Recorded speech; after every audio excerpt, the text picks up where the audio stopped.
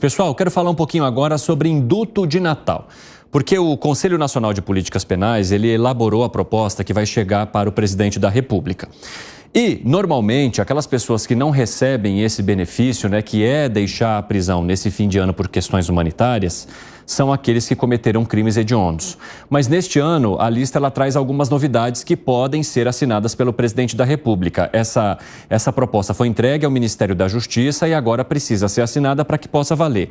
Nessa lista, por exemplo, de crimes ou de criminosos, né, de pessoas que cometeram esses determinados crimes e que possam não ser beneficiadas, estão, por exemplo, presos por crimes contra o Estado Democrático de Direito, diante do que aconteceu lá no 8 de janeiro. Então, isso tem a ver até mesmo com uma política do governo federal em relação àqueles casos. Violência contra a mulher.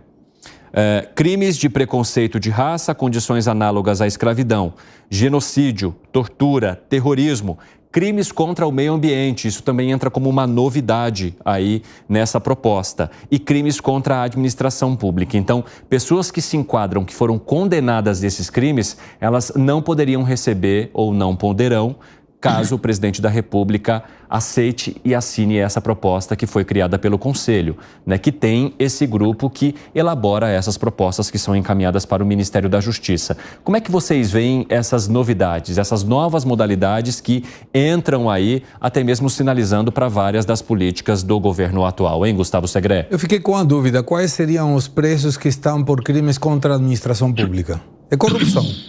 Quantos? Aonde? Cadê? Em que presídio estão? Não vejo que tenha muito, mas vale.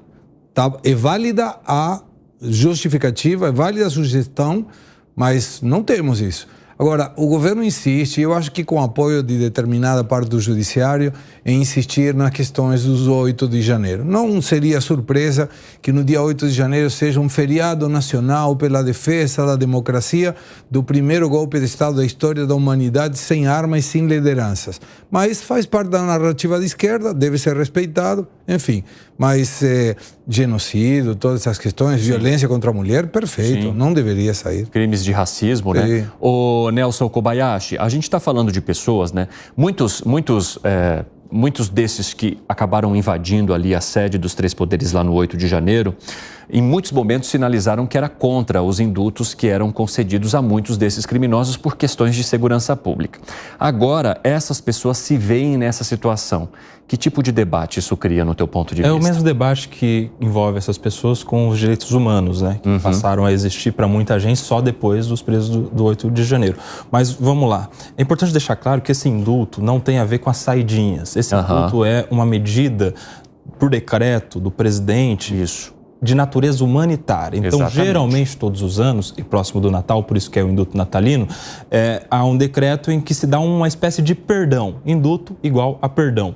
Há presos que estão com doenças graves, que estão em estado terminal, ou que são pais de crianças que tenham algum tipo de doença. Então, tem uma natureza humanitária e com algumas limitações. Por exemplo, a gente não tem, tradicionalmente, indulto para pessoas que pratiquem crime com o uso de violência ou grave ameaça. Ou seja, pela própria tradição, já não caberia um indulto para os crimes que estão sendo imputados aqueles do 8 de janeiro, porque segundo o que está na lei, segundo o que estão processando e segundo o que o STF está decidindo, apesar de muita discussão, a disposição dos artigos pressupõe o uso de violência ou grave ameaça. Nós estamos falando daqueles artigos que estão sendo base de condenação há cerca de 17 anos na média para os presos do ato do dia 8. Resumindo, eles já não seriam alcançados pelo indulto, certamente, só pelo uso de violência ou grave ameaça que consta no texto da lei. Então, eu acredito que constar no indulto natalino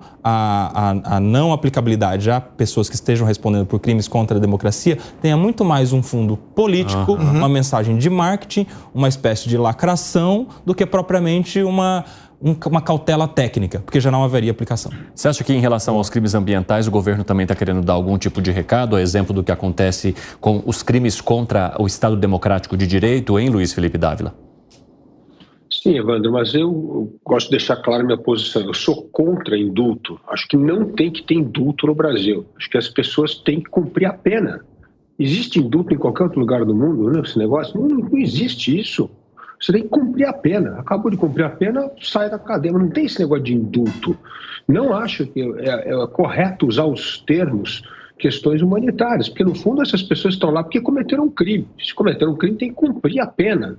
Agora nós temos indulto, redução de pena, lei mole, e aí temos uma outra injustiça, que é manter 40% das pessoas encarceradas sem ter culpa formal, né, um caso formal sendo apresentado, que é outro absurdo total. Então, assim, se a gente cumprisse a lei do jeito que ela é, não precisa criar atalho. Eu sou contra essa coisa de ficar criando atalho. Então, portanto, minha opinião sou contrário absolutamente a qualquer tipo de indulto a criminoso.